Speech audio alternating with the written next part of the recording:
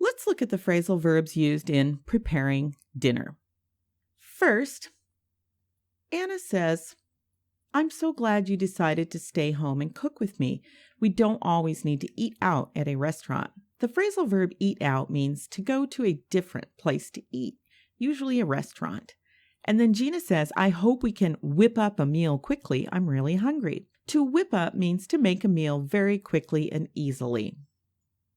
Then Gina says, "No problem. Can you take out the meat and cut off a piece?" To take out means to remove from the place where it's kept. And to cut off means to remove by cutting. She then says, "I'm going to fry up the meat."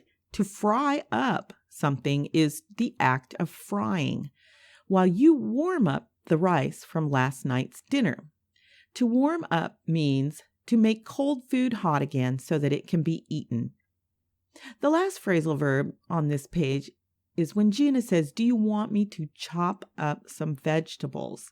To chop up means to cut into smaller pieces. Then Anna says, "Yes, thank you. Be sure to peel off the skin on those onions before you chop them up." To peel off means to remove the skin, the rind, or the outer covering of fruit or vegetables. And she uses the phrasal verb to chop up again, only this time there is a pronoun between them. But chop up, of course, means to cut into smaller pieces. Gina says, "You know what would go with this dish?" In this case, go with means it tastes good with another food or drink. Then Anna says, "Sounds good. I have one right here I can open up."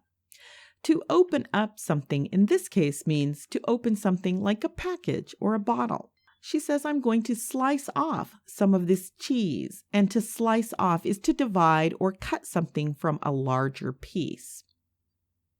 On the last part of the conversation, Anna says, "I'm going to thaw out this frozen pie for dessert." Well, to thaw out means to gradually let something become warmer so that it isn't frozen anymore. The next phrasal verb she uses is when she says, "I'm going to get the plates and dish up this delicious food."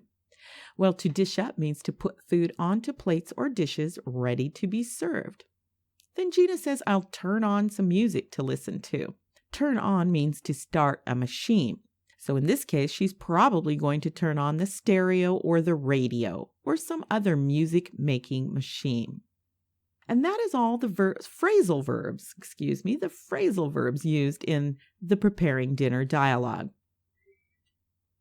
In the next video, we're going to review these phrasal verbs closer and make some example sentences of how they're used in everyday speech. I'll see you there.